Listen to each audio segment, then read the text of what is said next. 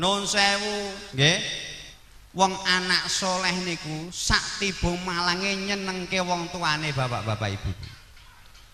Sak nalikane bapake niku dalam keadaan sugih, mongko anak soleh ning ngeyem-eyem bapake. Pak, rasa khawatir, rasa mikirke aku masalah kebutuhan donyaku. Mang jenengan dongake mawon kula istiqomah ngajine, istiqomah ngamale agama. Atine wong tuwa nyes, gitu. Pas bapake susah ora duwe duit, nang ngarep lawang adol ndogrok. Adol ndogrok Pak nggih, gitu. Karo sangga uwang, ngeten. Jare nek sangga uwang jare wong susah ngene lho. Enten apa to, Pak? Enten apa Pak kok susah? Iki lho le mikirke kowe iki lho. Kanca-kancamu do duwe sepeda motor. Kowe kok ora duwe sepeda motor iki piye iki tak pikirke. Pak mboten sah jenengan mikirke sepeda motor. Sing penting manjenengan dongake kula mawon, kula insyaallah mungkin nek rezeki longgar kula tak tumbas piyambak. Nyes, Pak. Enak.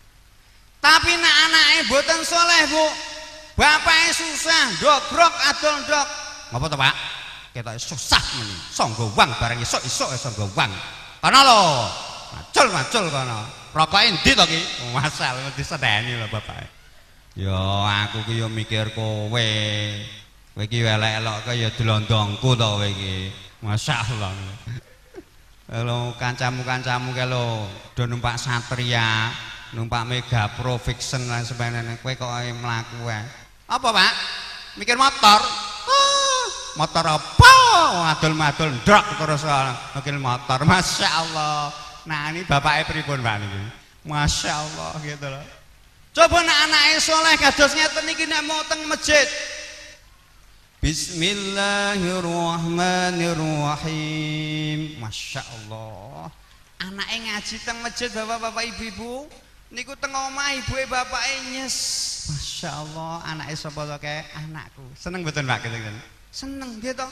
Tapi nek anake sampean betul kenal agama, setiap bengi mulai jam 2 bengi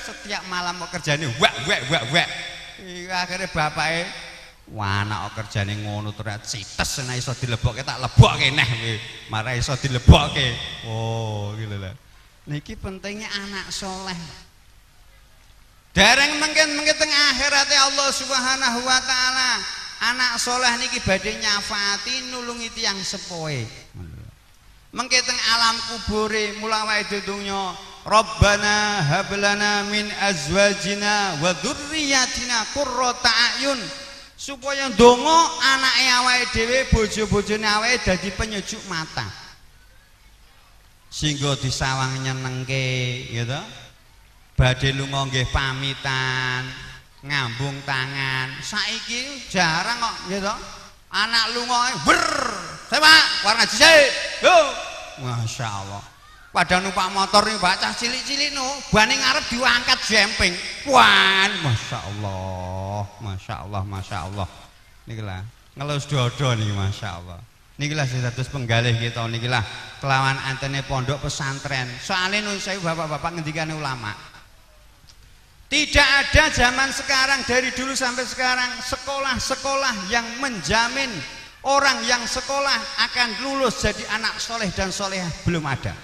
Mangjenan goleki SMK, SMP, SMA, perguruan tinggi teng pundi kemawon sing menjamin barang siapa yang sekolah di sekolahan kami dijamin lulus dari sekolah jadi anak soleh dan solehah.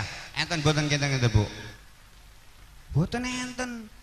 Palinge sing sapa wonge sekolah nang nggonku nak lulus iso kerja nang Korea mbok nang kono ngumbai babi gitu udah ngertos sing sapa wonge sekolah nang nggonku lulus kerja nang Arab Saudi kerja nang Jepang masyaallah nuwun sewu bapak-bapak ibu-ibu nak anak tebih kok tiyang sepuh niku mboten ngertos bahkan kata-kata niku berubah ndak sadurunge lunga nang Jakarta Masya Allah, nang masjid istiqomah, ngaji istiqomah, setiap lewat, setiap enek wong disalami. Assalamualaikum Mbah, Assalamualaikum Bude, Assalamualaikum bule. Masya Allah, anaknya sapa to kae? Dah senenge wong sing duwe bojo kuwi, masya Allah, gitu. Delalah, pirang-pirang dino ilang. Loh, mbake ke nanti to, Mak? Teng Jakarta kerja. Sewulan, 2 wulan, 3 wulan, 4 wulan, genep 7 wulan. Bodho mulih, pakaiane berubah, you can see. Masya Allah. You can see ngertos Bu, you can see. Lho. Klambine adine lho, urung dadi dienggo, ngono lho. Akhire ketemu karo bapak lho. Kowe gak tau ketok nang ndi ya, Dik? Assalamualaikum. Malah jawabnya mboten waalaikumsalam. Hai. Masya Allah. Malah mboten waalaikumsalam, malah hai. Loh. Dari mana kamu? Dari mana saja? Loh. Kerja apa nang Jakarta? Kerja apa saja? Masya Allah. Gajinya piro? Berapa saja? Wah, akhirnya teko ya kemeropo. Wah, lonte. Oh, Masya Allah. Ini kira cerita Allah Ta'ala. Niki awake dhewe niki mboten atos-atos anak-anake awake dhewe niki, Masya Allah. Mula riyen para alim ulama niku gadah istihad kangge supados niki ngamalke agama saged 24 jam didamelah pondok-pondok pesantren madrasah-madrasah.